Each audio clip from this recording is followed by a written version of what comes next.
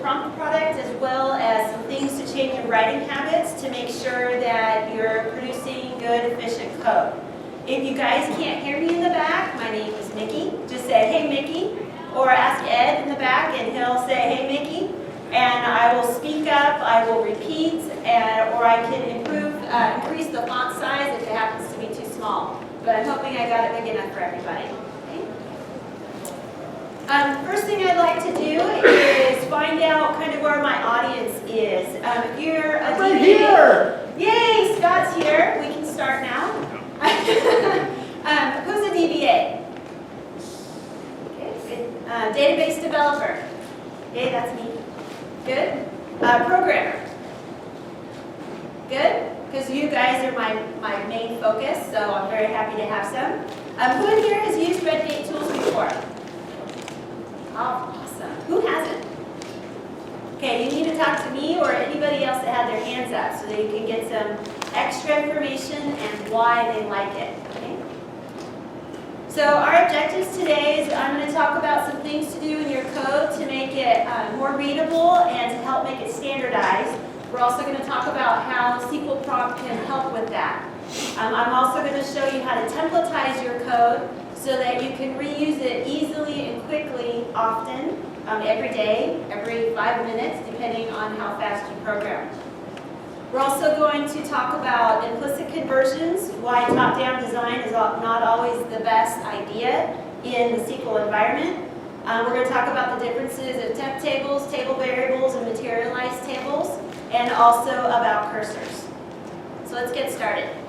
The first thing you want to do is you always want to make sure that your SQL is commented. You want to make sure your author is there, that you have some basic comments and minimal audit trail. You don't need to write a book. That's what source control is for.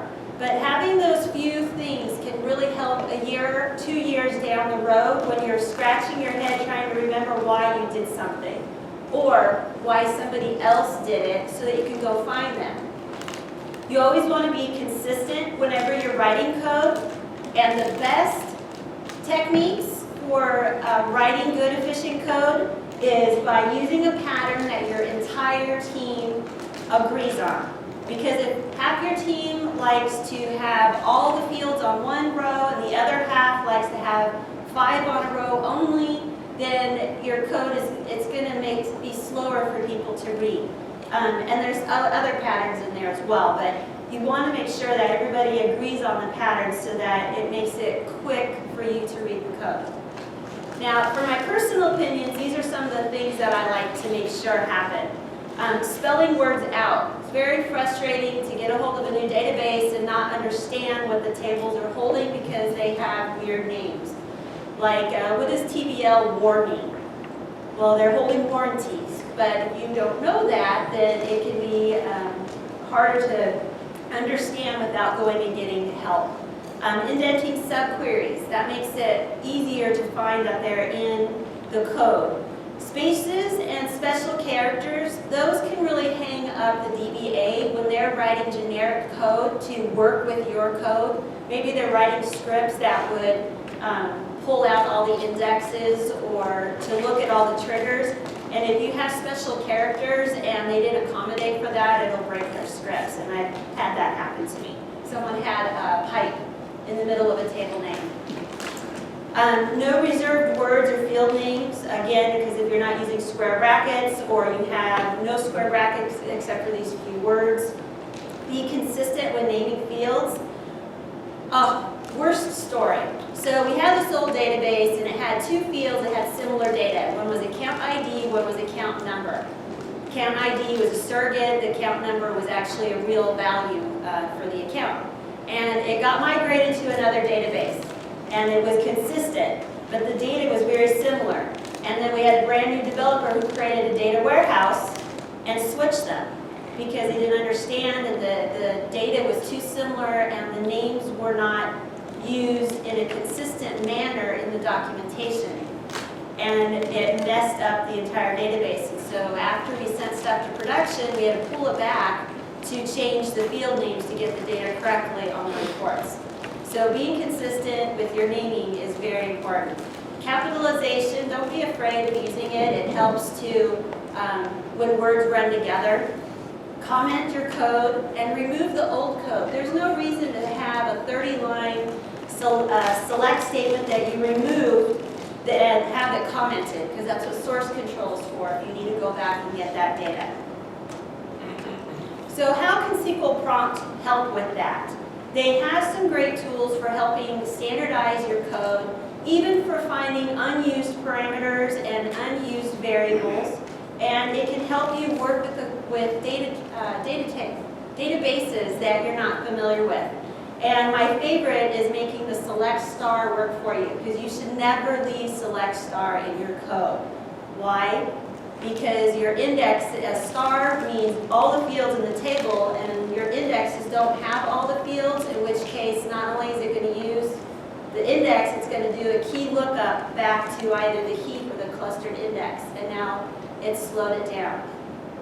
So some of the things I'm going to show you, they have some quick reference guides on their websites. And you can either take a picture, or you could download the slide deck so that you can get these links. I also have the version 6 laminated for the first 2 or 3, I think I might have 3 copies with me. The first 3 copies that come up and get them for me can have them. They're really nice to put on your wall. And what these reference guides have is all the shortcuts and some other things that aren't as obvious with the product. So they're wonderful cheat sheets. So let's take a look.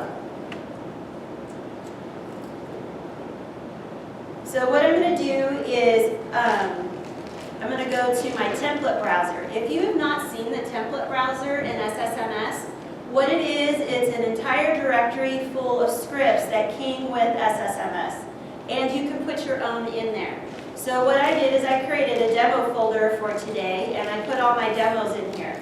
If I double click on it, it'll make a copy of it and put it in my query window for me to work with. So right here, and the guys in the back, can you read it okay? All right, great, thanks. So what I have is I have this very ugly stored procedure. I call it the ugly duckling. And it has no formatting. Me personally, it's just very difficult for me to read, and I have no idea what's going on. Say this is the first time I've ever been in AdventureWorks, which is not true, but we'll say it is. So the things that I'm going to do, notice I have no idea who wrote it. I have no error handling. So what we're going to do is we're going to do these 6 things to it. I'm going to format it. I'm going to qualify the object names because some of them aren't qualified. There's a wild card, we'll expand it. We're going to find if there's any unused parameters or variables, and we're going to add some standard comments and error handlers.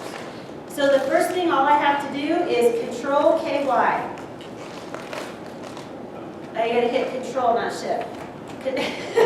Control KY, not Shift KY. And now I have it standard, I have it formatted. Now, thank you, Scott. I am a comma before the field person, but SQL Prompt will allow you to put the comma at the end. And it'll allow you to do some other special formatting that you want. You can then save that file and give it to your entire team.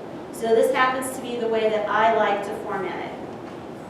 So the next thing that I said we were going to do is we're going to qualify the object names. Notice that first name does not have an alias in front of it. Neither does last name or customer count. Now instead of doing the shortcut, I'll show you how to do it through the menus. You go up to the SQL Prompt menu and you find Qualify Object Names, which is Control VQ. And when I click on it, it goes through and it looks at the tables, and if they're unique, it is able to qualify them. So now I have first name and last name has the P alias, and customer count has the CC alias. And now I can understand where that data is coming from. Now here I have the asterisk, and this is where the select star comes in handy. Because I have the S in front of the asterisk, if I hit tab, it's going to pull all the field names only from the table alias S, which is store. Now it didn't come out pretty, so again, Control KY, and it made it pretty. And now I can see those fields. Now if I wanted all of them, then what I could have done is comma, asterisk, tab, and it took all the fields from all the tables that are in my from statement. So there's no reason to have select star in your code anymore. Okay, the tab is your friend. I'm going to undo that because I don't want all of it. And put back what I had. There we go. Nope. Tab is not being my friend right now. There we go.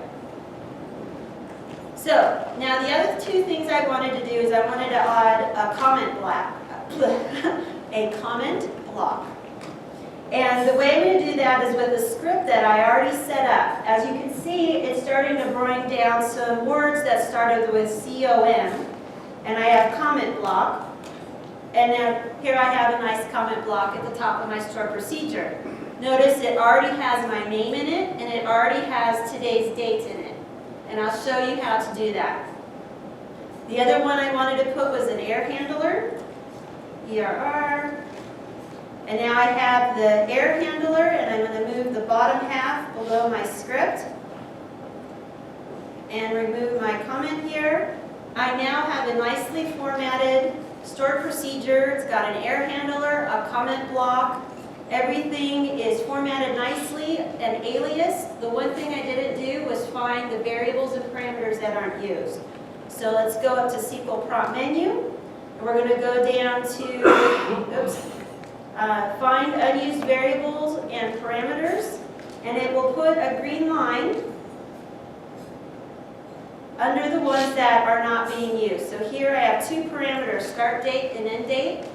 Now if this was a stored procedure that had not been released yet, I would remove them. But that's very dangerous if this stored procedure, it was already in production. So I'm just going to add a comment, unused, why. And hopefully I can talk to my developers to find out why those are there. I also have this varchar max as a variable that wasn't used, and I can now delete it because nobody is using it. And now it's done. Any questions? Okay, so let's take a look at the slide deck. So now how can I create those templates? These are some of the reasons why you would want to create templates. And these are templates that will be stored in Redgate's SQL Prompt Tool. One reason is to create a catalog to share all the snippets and the templates with your team so that you're all using the same patterns and being able to standardize your code. Well, that's what those all summarize to do. So let's take a look here. These are two things that can help you create templates, because if it's just some code you have to copy and then go change all the table names or add your name and replace it, otherwise we can blame Scott for all the bad things we do because we're going to leave his name in there. So what we have is at the top we have some placeholders that Redgate provides. If I add $date, all capital letters, then when my script comes into my query window, it'll put the date. Now, the ones on the left are there in version 5. The ones on the right are on version 6. So if you have some code in the buffer and you have the paste command, then it will go ahead and put whatever was in your buffer into your stored procedure.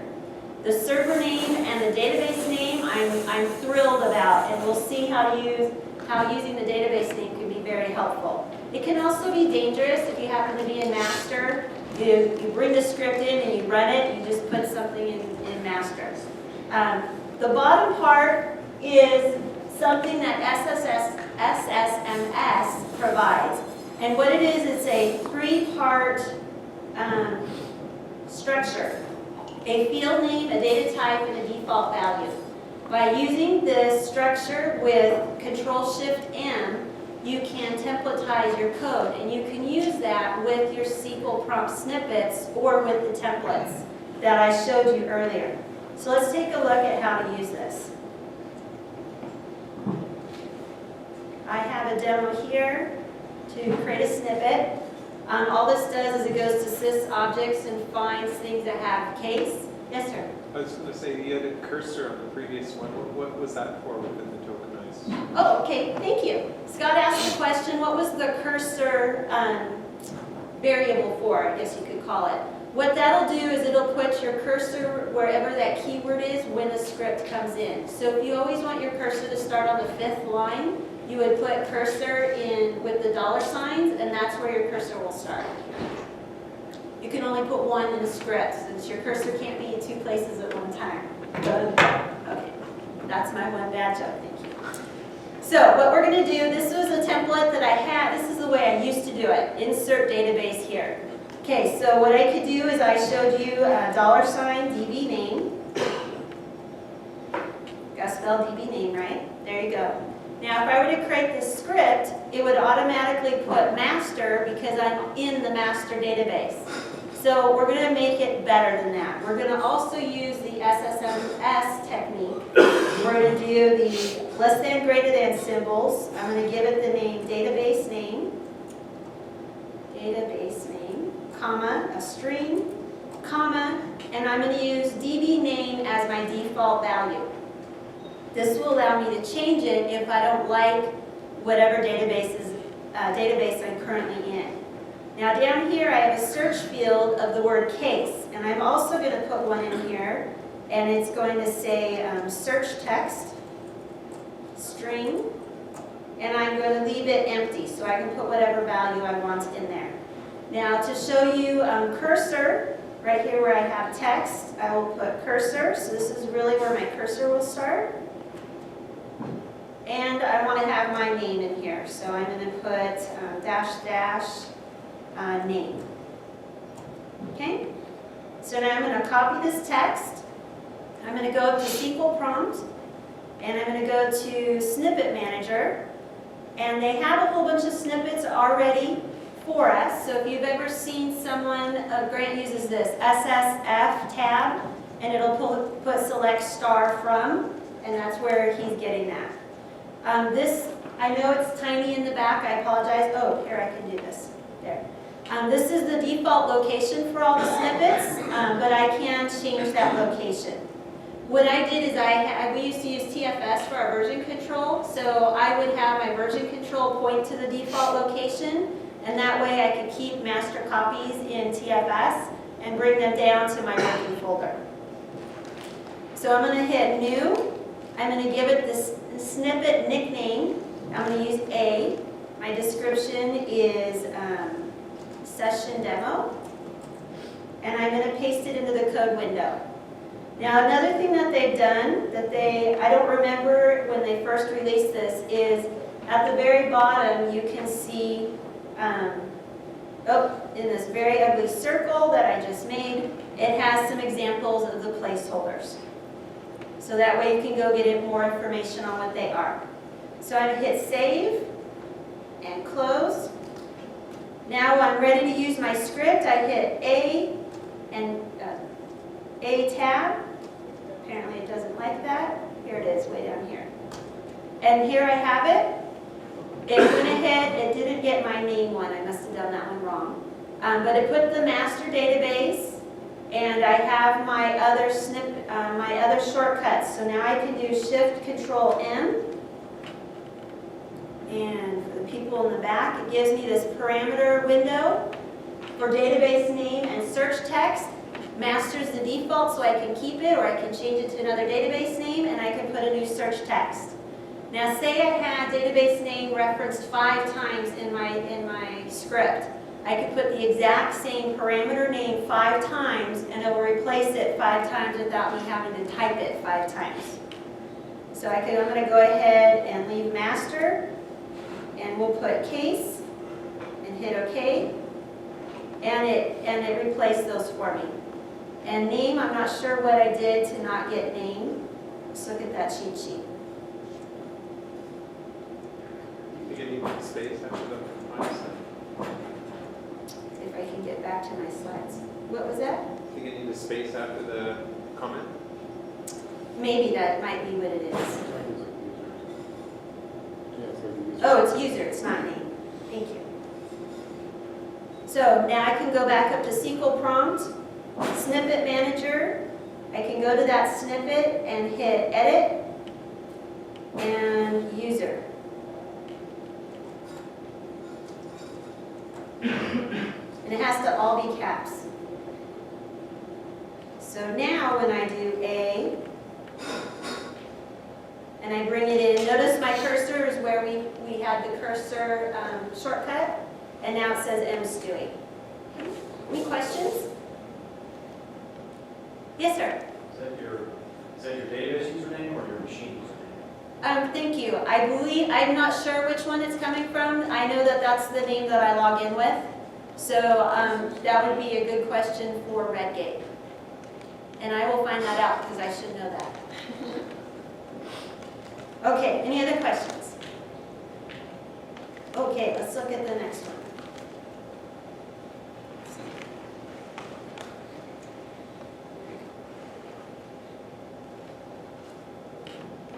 Okay, implicit conversions. Implicit conversions, what that is when the optimizer picks the data type. For instance, you had a number in a string and you're in a varchar and you're comparing it to a number. The optimizer will go ahead and say, hey, this is numeric data and on both sides of the equation, and it will do an implicit conversion for you so that it's comparing numbers. The problem is it can slow down the query because it's doing the conversion. You may not get the data you're expecting.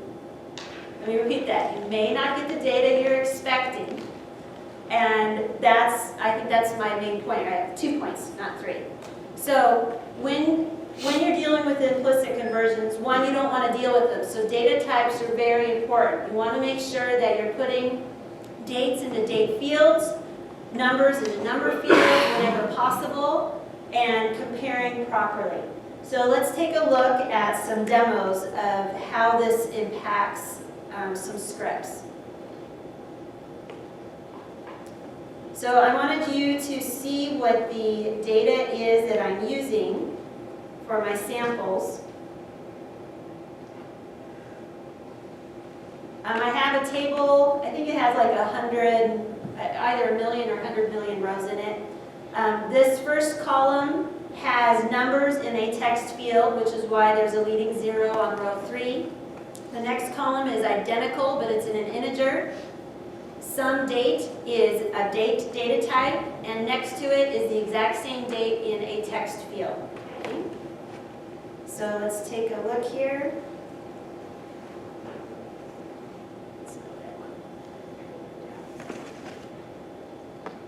So the first example that I'm going to show, nope, that's data 2, is when it's working. And what I have here is I've joined the data on a date table called dim date, and it's going to give me everything in 2005. So if I run this, I have, I apologize for the purple, I can't get it to go back to yellow. So I'm stuck with purple until I get someone to help me on that one. It just won't change for me. So the first table brought back 23,000, and the second table, which was joining on the text version of the date, also brought back 23,000. And I forgot to turn on execution plan, so let me do that and run it again. And when we go into the execution plan, it will tell us that it did an implicit conversion. You can see that on the select icon. And when you hover over it, wow, that's really bad to read. Let's bring it out a little. There we go. When you hover over select and you look at the warnings because it had an exclamation mark, it tells you that it's doing an implicit conversion. And at the bottom, it says it may affect your seek plan. Okay, so that's a hint. I've got implicit conversion going on. Why and what can I do to change that? Some ways to change that would be to use cast and convert. Cast or convert, not both of them. Okay? So let's see what happens when it's doing something bad. This time I'm going to grab the data based on the date range of the entire year of 2005 by using the dates. So this time when I run it, The first time, when it's looking at the date data type, I get all the data, the same 23,000 rows. But for the second one, I got nothing. The reason for that is the date is being stored year first. And it's doing a string comparison. And we had year in the last position. So it's not able to do a proper conversion. It's comparing two strings. Let's do this one again. This time we're going to do it on the number field. Some text, which had the numbers from 100 to 2,000.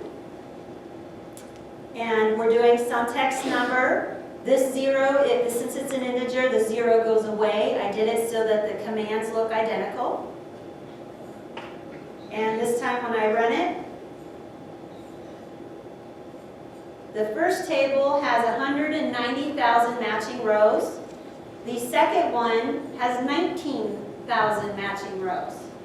So this time I got different data because of the implicit conversions. So implicit conversions are not good for you or your queries. Don't do implicit conversions, like don't do drugs. Oh good, somebody laughed.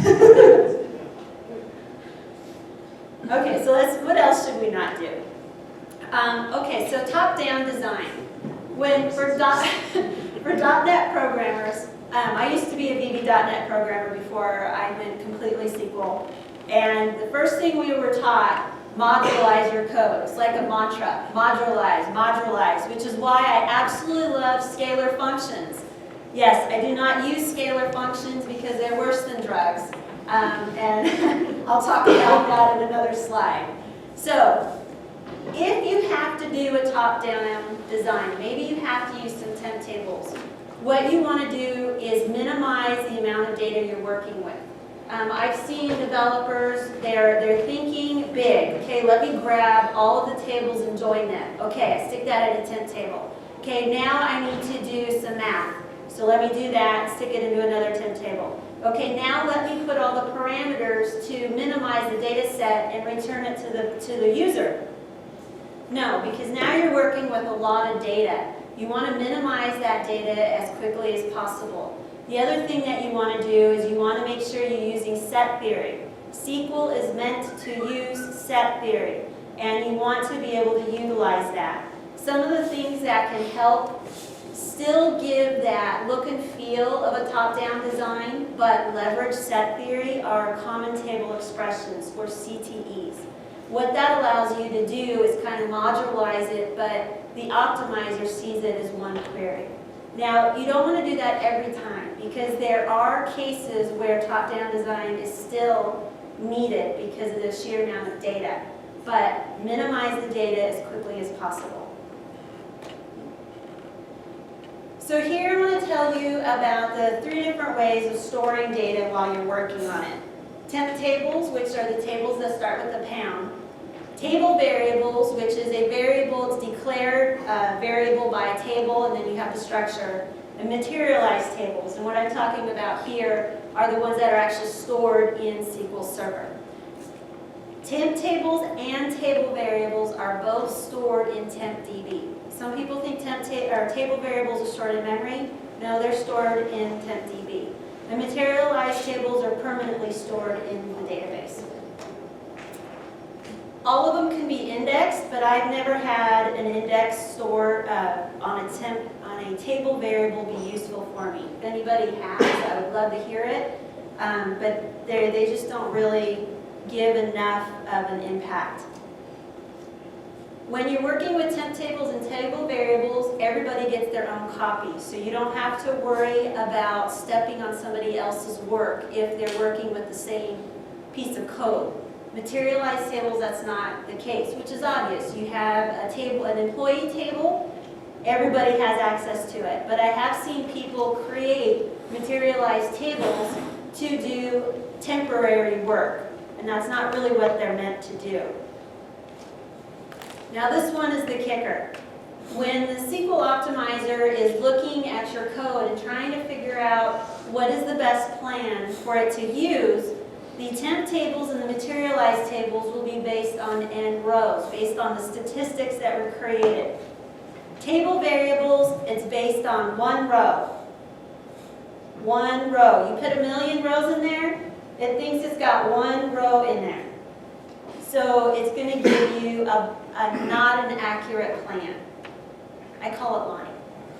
But that's not a Unless good that one thing. row happens to be very indicative of the overall set. If it thinks it's going to return one row, so your set, if it has 1,000,000 rows in it, you would want to make sure that. So what are you trying to tell me with that? What I think is that when it does sampling, it looks ahead and samples and says, well, what kind of data is in these rows and in these columns? But if the one row that is being returned is, say, an integer, a small int, then it knows that everything in that column is going to be a small int. Cardinality estimates. How many of those are going to be returned? So it determines what kind of clear plan. Yes. So Yeah, it's, and we'll so it's see. not data sampling? Well, it's No. It's estimating cardinality? Is that It's something else? cardinality estimate is one word for table. Yeah. Always. So when should you use each of these? Temp tables are good if you need to store some transient data to work on. Again, you want to make sure you're using set theory as much as possible, but there are times when you want to do that. Table variables, really when you're using a very small data set. I've heard 100 to 1,000. I tend to not use them or even smaller amounts. And then materialized tables, they tend to be used with ETL work or when you're obviously when you're permanently storing data. So let's take a look at some demos on this.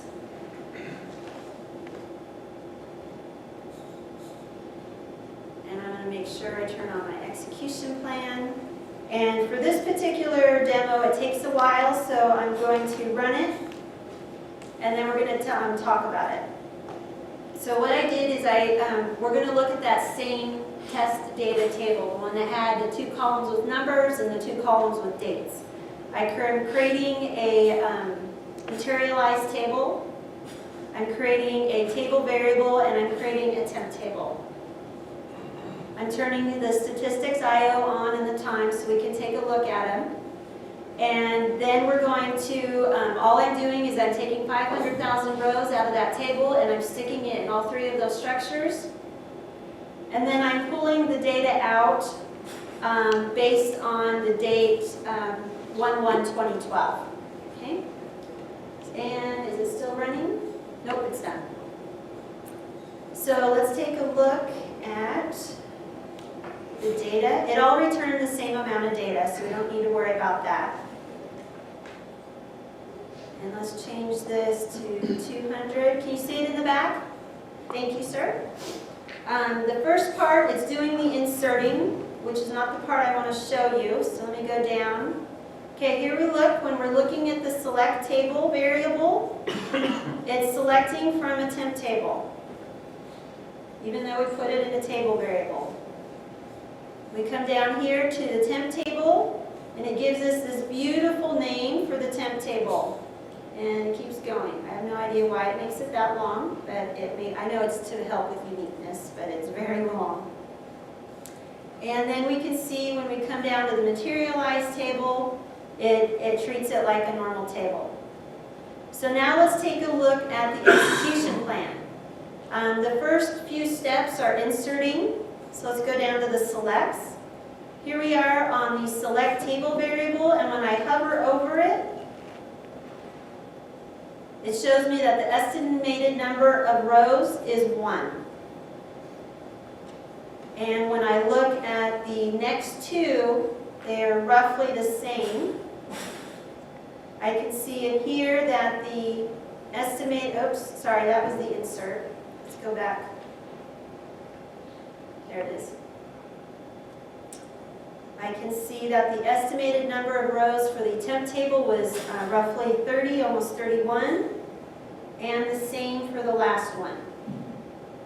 So you can see in the execution plan how it is affected by the type of storage you're using. There, and that one has 31. Okay?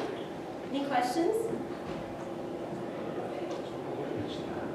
What? It's an odd estimate for number of rows.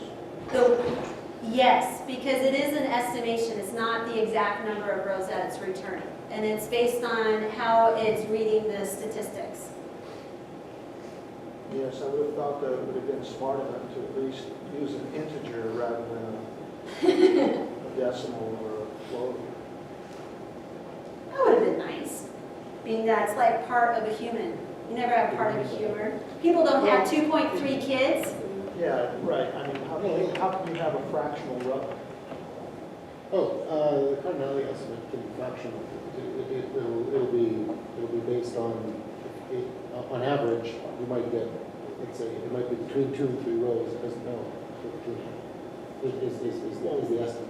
Yeah, well, why not take a floor or a ceiling and say that that's just as good as... That's just the way they chose it.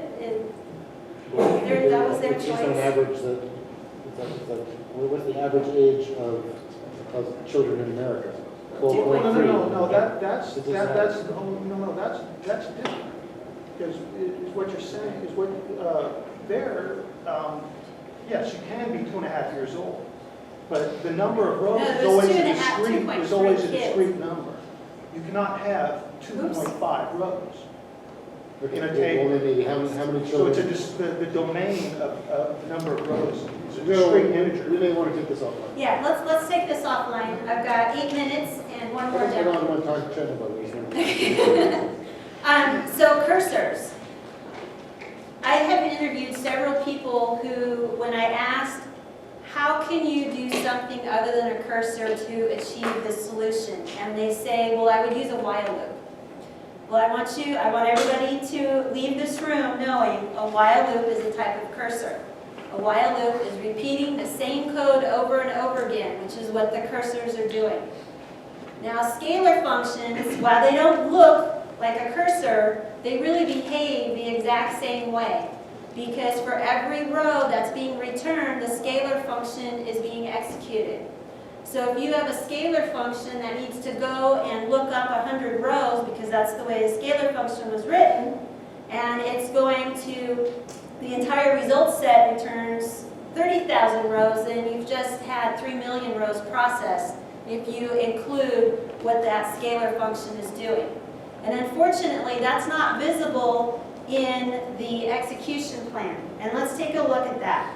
Oh, before I move off the slide, some ways around that are you can write CTEs to get around that, or you can use cross-apply with an inline table function. So there are scalar functions, there are multi-line table functions, and there are inline table functions. The multi-line table function is returning a table variable. And how many rows does it think it's going to return? 1, even if it returns more than that. An inline table function, you think of that as it takes the guts out of the inline table function and it puts it directly into your select statement in the execution plan. So it's able to encompass it in the entire plan. Okay? So let's take a look at that.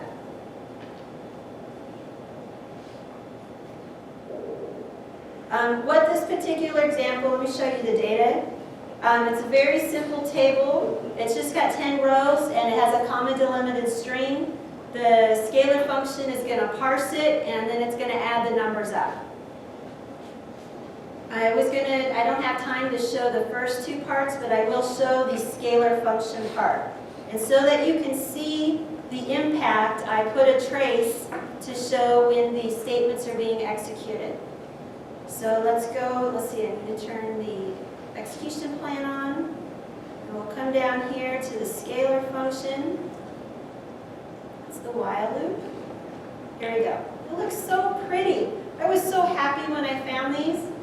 And then Grant Fritchie is the one that actually popped the bubble and told me what was really happening and that I didn't see.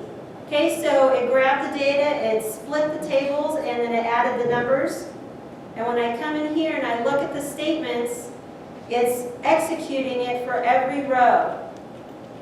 And so you see, I know it's hard to see in the back, but it's actually it's a CTE that was parsing the data and then adding the numbers.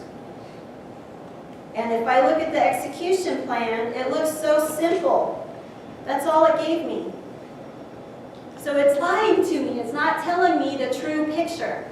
Now, so that you can see it really quick, I rewrote the same thing using the inline table function and using cross-apply. And when I look at the execution plan on this one, completely different. Here you can see what was going on inside of that inline table function. Any questions on that? So, what we learned today was various ways to use SQL Prompt to help to standardize our code. We learned how to create snippets and templates so we can work faster. And we talked about a few of the ways, the gotchas that you need to look out for, that when you're paying attention and catching them will improve your code. Okay. So, any questions right now? Okay, one of the things that we want you to do is to fill out the survey, and not the survey, we don't have paper surveys, they're online surveys, and if you do that, between now and 5:15, they're going to do a raffle. But before we do the raffle, I'm going to do a raffle in here for a copy of SQL Prompt. So before I do that, let me go to that. Well, I'll do that last. So, has everybody got a ticket? No. What do you mean? Oh, you came in late, Scott. I'm gonna take it. You want to run really fast back there. You got okay? Okay. So who has number 878590? All right.